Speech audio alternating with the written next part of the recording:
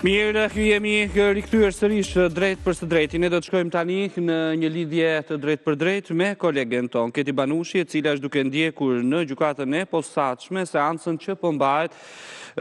ndaj Klaer Taxhiut dhe duke dhënë dëshminë është i penduari i drejtësisë Artan Tafani. Përshëndetje Keti, çfarë ka deklaruar në dëshminë e tij në seancën e sotme i penduari i drejtësisë Artan Tafani? Përshëndetje Nertil, në fakt është hera e dytë që Artan Tafani pasi ka dhënë dëshmi dhe ka marrë statusin e bashkëpunëtorit të drejtësisë, pra pasi ka dhënë dëshmi në prokurori, dëshmon në gjykatën e posaçme. Është një proces që është i ndarë në një proces gjykohen dhe hetohen të grupi i Laer Taxhiu, ndërsa në procesin e sotëm është verë Laer Taxhiu, i cili po gjykohet, por ai nuk ka qenë i pranishëm në seancën e sotme dhe ndërkohë që ka vijuar dëshmia e Artan Tafanit. Në fakt ka qenë interesante dëshmia e tij, pasi ka dhënë dëshmi edhe një herë për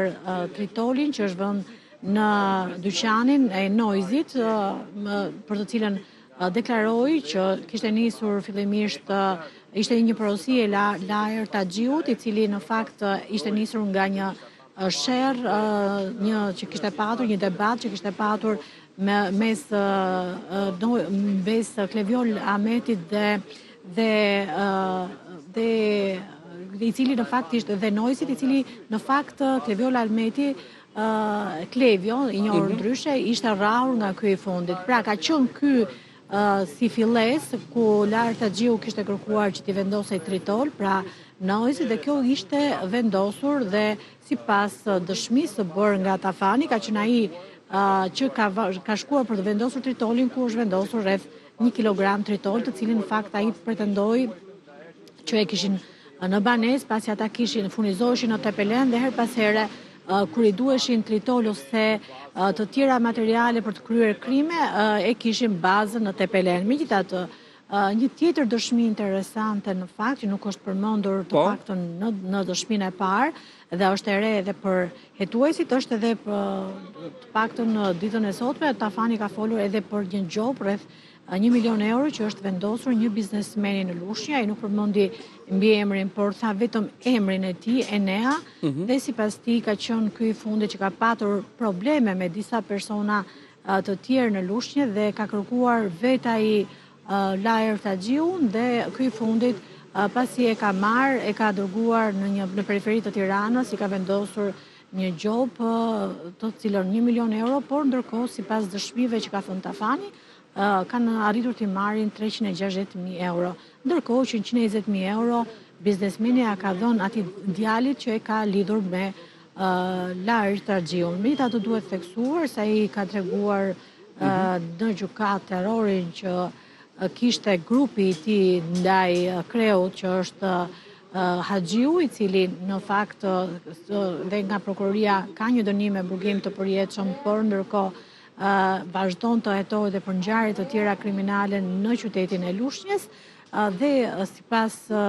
dëshmisë së Tafanit, ata ishin tërkohën në terror, ndërkohë që ai i rrihte dhe i kishtrajtonte anëtarët e tjerë të grupit, ndërkohë që me Tafanin, me të cilin e kishte përdorur dhe për ngjarje të tjera kriminale, sillej disi më ndryshe. Pra kanë qenë detaje të rënda në fakt që po dëshmohen nga bashkëpunëtori i drejtësisë në këtë seancë, ndërkohë që ka qenë më herët edhe në seanca, ka dëshmuar edhe në një tjetër seancë, siç e theksova, për grupin, për anëtarët e tjerë të grupit të Haxhiut, i cili po gjykohet, pra i ndarë nga anëtarët e tjerë pasi u ekstradua më vonë nga Greqia. Ndërkohë, Vione ende të japi dëshminë e tij apo ka përfunduar dëshmia e Tafanit gjatë seancës sotme? Ka përfunduar gjatë seancës së sotme dëshmia e Tafanit, por do të vijoj sërish në seancën e radhës, pra për të tjera episode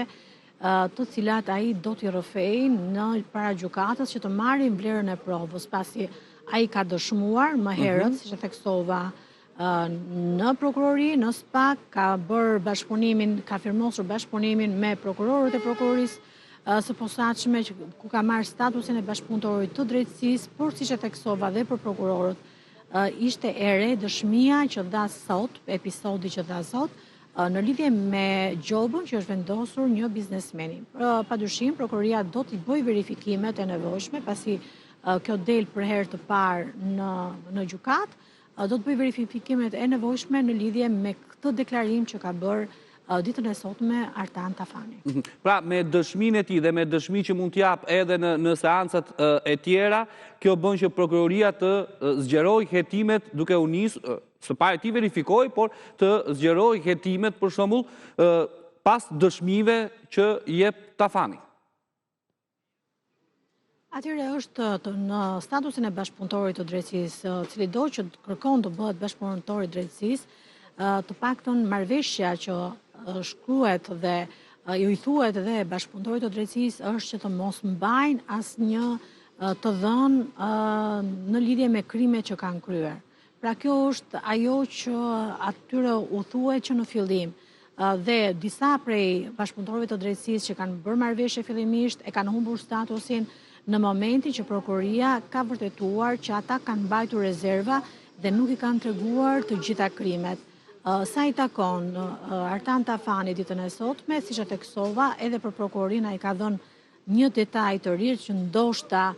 nuk i është kujtuar më herët dhe i është kujtuar ditën e sotme dhe për të vërtetuar që është e saktë kjo dëshmi e tij, prokurorëve do të duhet të bëjnë verifikimet e nevojshme në lidhje me këtë dëshmi, pasi në të kundërtën nëse ai dëshmon gjëra të paqëna, atëherë mund të humbas dhe statusin e bashkëpunëtorit të drejtësisë. Por duhet theksuar, duhet parë dhe rrethanat, pasi Artan Tafani herën e parë ka dëshmuar në kohën që Lajr Taxhiu nuk ishte arrestuar ende nga policia dhe ndërkohë tashmë që ai ndodhet i arrestuar dhe ndodhet në gjykim, ndoshta ka dhe detaje të tjera që po preferon t'i thotë në gjykatë. Megjithatë, mbetet për të parë dhe për të verifikuar nga ana e prokurorëve të çështjes këto të dhëna që po dalin edhe në këtë fazë ku është procesi ndaj Haxhiut, i cili, siç e theksova, nuk ka pranuar të ishte vetë i pranishëm dhe nuk ka pranuar të shoqërojë nga burgu i Drenovës ku ai ndodhet aktualisht, por ka preferuar të jetë të përfaqësohet nga avokatët mbrojtës. Ndërkohë, edhe një pyetje keni duke qëndruar këtu, sa të penduar të drejtësisë janë nga grupet kriminale, kemi Tafanin, Nureddin Dumanin dhe edhe një tjetër, apo ju është hequr, nëse nuk gaboj, ju është hequr pra edhe mbrojtja dikujt, që s'është marrë i besueshëm. Kemi Erion Alibejn, kemi Tafanin, kemi Luftar Reçin, që janë bashkëpunëtorë të drejtësisë, por kjo mbetet deri në fund të procesit. Siç e thatë dhe ju, Nureddin Dumani, ndërkohë Henrik Hoxhës ishte një tjetër bashkëpunëtor i drejtësisë, në fakt i cili e firmosi bashkëpunimin me prokurorin e posaçme për të bashkëpunuar dhe për të fituar statusin, por duke qenë që dolën dëshmi të tjera dhe nuk u vërtetuan disa nga thëniet e tij, i kanë qenë vetë prokurorët që ja kanë hequr statusin e bashkëpunëtorit të drejtësisë. Të jesh bashkëpunëtor drejtësie, në fakt ke përfitime. Dje tashmë kemi patur shembullin me Adriatik Colin ose me të pandehur të tjerë të bandës së Lushnjës, pra bashkëpunëtorët e drejtësisë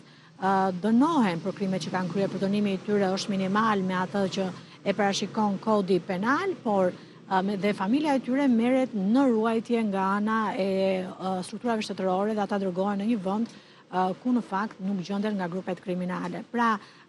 kanë që të jesh dhe të mbash deri në fund statusin e bashkëpunëtorit të drejtësisë, kjo ka kosto, pasi përveç deklarimeve të tua që i thua në gjykat, padyshim, ato duhet të vërtetohen edhe me prova të tjera dhe nëse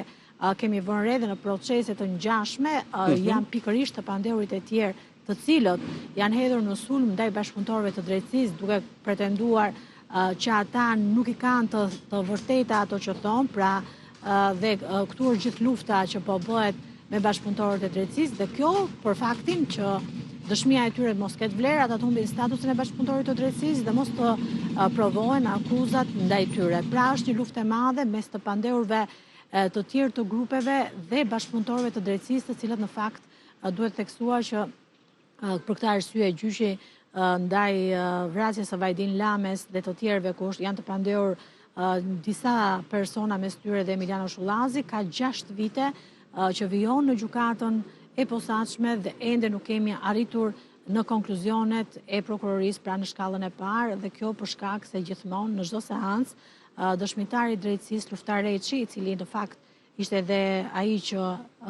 në shmjet të cilit bëri që të hapej ky proces, gjithmonë të paktën është akuzuar nga dëshmitarët dhe nga mbrojtësit e tyre se i ka të pavërteta deklarimet që ka thënë. Ndërkohë, Keti i zëvendës kryeministre Belinda Balluku i është drejtuar me një rekurs gjykatës së lartë, konkretisht cila është kërkesa e zonjës Balluku, drejtuar gjykatës së lartë. Në fakt, në Ertil është një kërkesë më shumë proceduriale, sa i takon zonjës Balluku, ajo ka ankemuar masën e pezullimit nga detyra, megjithëse ajo është larguar pra si zëvendës kryeministre dhe si ministre, megjithatë gjykatat si shkalla e parë dhe shkalla e dytë, kur ajo ka kërkuar shuarin e kësaj mase, pasi nuk është më objekt për këtë çështje, të dyja gjykatat në arsyetimin e tyre nuk e kanë pezulluar. Duke qenë se të dyja gjykata, dhe gjykata e shkallës parë dhe gjykata e apelit posaçëm, nuk kanë pranuar kërkesën për shuarin e masës të pezullimit nga detyra, pasi fakti nuk ekziston më sipas avokatëve, ata janë drejtuar për këtë masë dhe gjykatës së lartë. Ditën e sotme është depozituar kërkesa në sekretarinë e gjykatës së posaçme të apelit nga avokati i mbrojtës Ardian Kalia dhe më pas kjo gjykatë nga sekretaria e gjykatës ja dërgon gjykatës së lartë, e cila padyshim do ta shortojë dhe do ta shqyrtojë si këtë kërkesë. Pra janë kërkesa në fakt që po kryen për këtë masë sigurie që në fakt ajo nuk ekziston më si zyrtare e lartë, megjithatë masa i ka mbetur në fuqi nga dy gjykatat, gjykata e shkallës parë dhe gjykata e posaçme apelit, dhe do të shohim qëndrimin që do të mbajë gjykata e lartë. Ndërkohë më herët, zonja Balluku është drejtuar gjykatës së lartë edhe për masën që ka në fuqi, që është ajo